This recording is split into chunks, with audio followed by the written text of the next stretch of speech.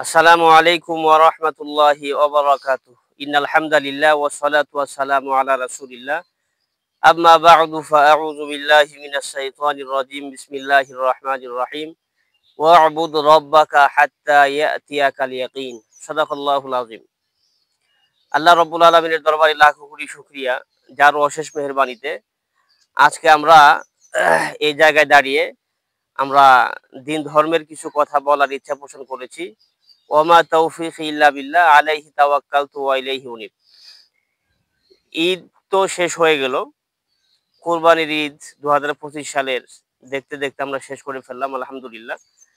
তো এবার সবাই ভালোভাবে আনন্দঘন পরিবেশে, প্রাকৃতিক অবস্থা ভালো ছিল। সবাই কোরবানির ঈদ তারা উদযাপন করেছে এবং তাদের আল্লাহর ওয়াস্তে যে পশু জবাই করা সেগুলো শেষ হয়েছে আলহামদুলিল্লাহ। তো আসলে আজকে আমরা যে বিষয়ে কথা বলবো, যে আমরা শুধু মনে করি যে কুরবানির সময় আসলে শুধু কুরবানি করব আল্লাহর জন্যে, এরপরে রমজান মাস আসলে শুধু রোজা রাখবো, হজের মৌসুম আসলে শুধু আমরা হজ করব, জাকাতের সময় আসলে আমরা জাকাত দিব, জুমাবার আসলে আমরা জুমার নামাজ পড়বো, এরপরে আমরা জানাজার নামাজ উপস্থিত হলে শুধু জানাজার নামাজ পড়বো, এর মাধ্যমে ইসলাম ধর্মের সবকিছু শেষ। বিষয়টি আসলে এমন না। আল্লাহ রাব্বুল আলামিন মহাগ্রন্থ আল কোরআনের ভিতরে বলেছেন, ওয়া'বুদ রাব্বাকা হাত্তা ইয়াতিয়াকাল ইয়াকিন, যে কিয়ামত পর্যন্ত, অর্থাৎ তোমার মরণের আগ পর্যন্ত তুমি আল্লাহ রাব্বুল আলামিনের ইবাদত বন্দেগী করতে থাকো।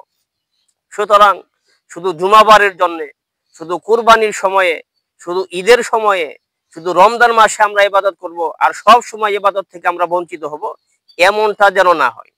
আমাদের দিনে রাতে ২৪ ঘন্টা যে যেখানে থাকি আমাদের ৫ ওয়াক্ত নামাজ যেন ঠিক থাকে। এরপরে আমাদের ইনকামের ক্ষেত্রে যেন হক হালালি যেন ঠিক থাকে। কোনো অবৈধ ইনকাম যেন আমার ভিতরে না ঢোকে।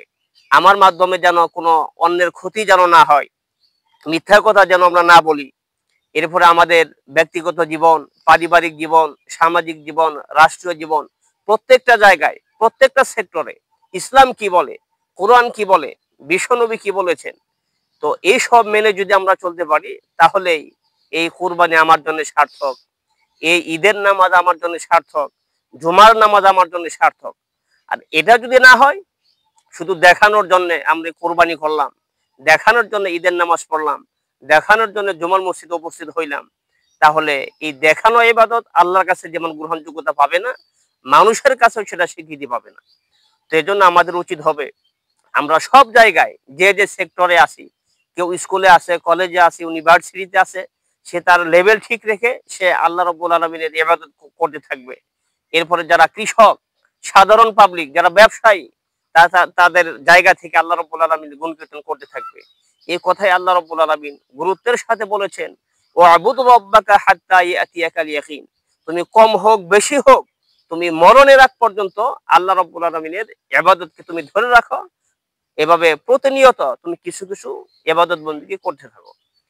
আরেকটা বিষয় যেটা না বললেই নয়, যে আসলে আজকে আমরা তো শুধু নামাজ, রোজা, হজ, যাকাত এতটুকুনের ভিতরেই আমরা মনে করি ইসলাম শেষ। না, ইসলাম হচ্ছে, Islam is the complete code of life.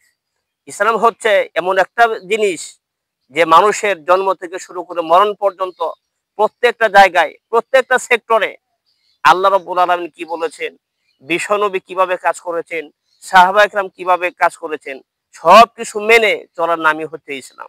শুধু মসজিদে গেলে ইসলাম থাকবে, মাহফিলে গেলে ইসলাম থাকবে, এভাবে খানকা গির্জায় গেলে ইসলাম থাকবে, মাদ্রাসায় গেলে ইসলাম থাকবে, আর বাকি আমার হাটে ইসলাম নাই, বাজারে ইসলাম নাই, অফিসে ইসলাম নাই, ঘরে ইসলাম নাই, এমনটা যেন না হয়।